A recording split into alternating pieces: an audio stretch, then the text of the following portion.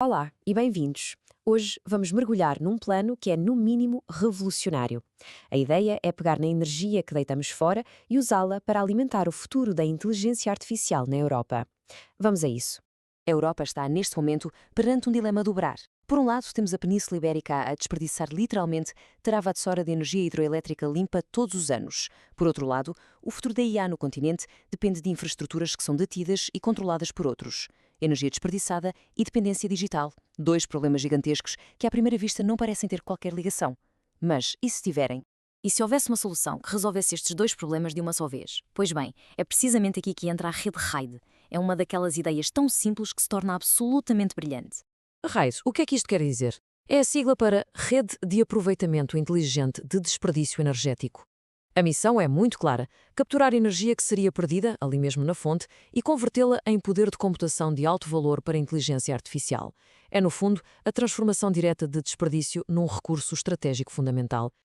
Ok, mas como é que isto funciona na prática? O processo é elegantemente simples. Primeiro passo, as barragens produzem o excedente de energia a um custo praticamente nulo. Segundo, essa energia limpa muitas vezes vai para o lixo porque a rede elétrica não a consegue absorver. Terceiro passo, a RAID entra em ação e constrói um centro de dados de IA potente, ali mesmo, ao lado da barragem.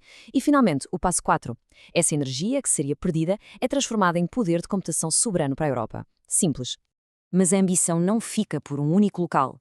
Estamos a falar da criação de uma verdadeira rede, uma infraestrutura à escala continental que nasce de uma única prova de conceito. E esta jornada começou de forma bastante modesta. Foi com um único nó, que serviu de prova de conceito, instalado na barragem de Miranda do Douro, em Portugal. Foi o primeiro passo para validar esta grande ideia.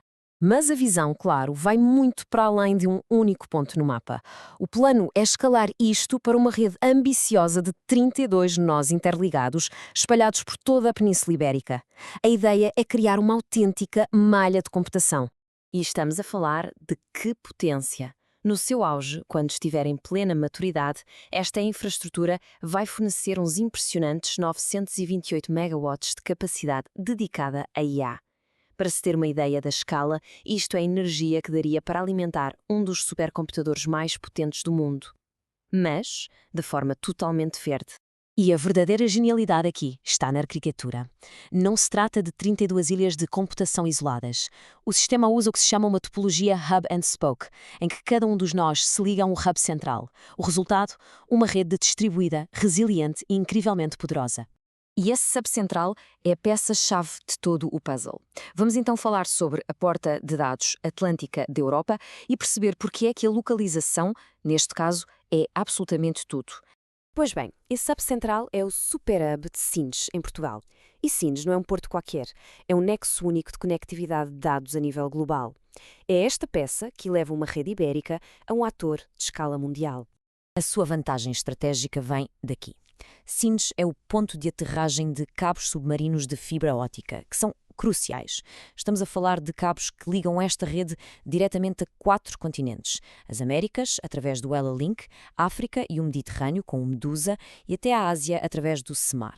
E esta conectividade toda traduz-se numa coisa essencial: a velocidade. A latência, ou seja, o tempo de resposta, de Sines para Nova Iorque, é de apenas 42 a 46 milissegundos. Se compararmos com os 75 milissegundos da rota tradicional que passa por Frankfurt, bem, no mundo dos dados, onde cada milissegundo conta, isto é uma vantagem competitiva massiva. Esta frase resume uma situação na perfeição. Sines posiciona-se não apenas como um porto, mas como um nó de conectividade atlântica que compete, e bem, com rivais de peso como Frankfurt e Amsterdão, para as cargas de trabalho transatlânticas.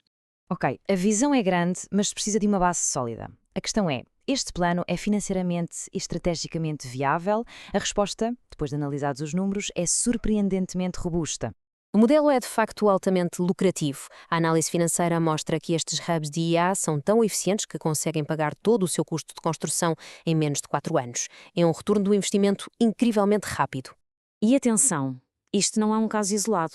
Se olharmos para este gráfico, vemos o período de retorno para locais diferentes. O nó de Miranda paga-se a si mesmo em cerca de 3,7 anos. O de Alqueva, ainda mais rápido, em 3,4. O modelo é consistentemente forte.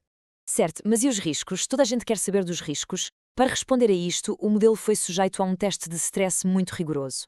Foi usada uma simulação de Monte Carlo que, explicando de forma simples, testa o plano contra 50 mil cenários futuros possíveis, para ver como é que ele se aguenta. E os resultados são notáveis. O que este gráfico nos mostra é que em 84% desses 50 mil futuros possíveis, o projeto tem o retorno do investimento em menos de 4 anos. É um indicador que transmite uma enorme confiança financeira. Mas a análise também foi muito clara sobre onde está o verdadeiro risco. E, surpreendentemente, não é o preço da energia nem a falta de procura. O principal fator de risco é o custo futuro do hardware de computação. Mais especificamente, o das GPUs. E o potencial económico disto tudo? Quando estiver em plena operação, estima-se que a receita anual desta rede de 32 nós atinge os 6,7 mil milhões de euros. É um número que mostra bem o potencial económico de transformar desperdício em valor. Para além do retorno financeiro, o impacto ambiental é igualmente impressionante. A rede evita a emissão de 2,1 milhões de toneladas de CO2 por ano. Para se ter uma noção, isto equivale a retirar centenas de milhares de carros da estrada. E tudo isto aproveitando energia que, de outra forma, seria desperdiçada. No fundo, esta ideia resume a vantagem estratégica única do projeto. O que se está a criar é uma infraestrutura de computação soberana, europeia, com conectividade atlântica de primeira linha, e tudo isso a um custo que o mercado simplesmente não consegue replicar. É impossível, a não ser que se tenha acesso a esta mesma energia excedentária. E isto deixa-nos com uma pergunta final para reflexão. E se a chave para o futuro digital da Europa esteve este tempo todo escondida à vista de todos, dentro das suas barragens?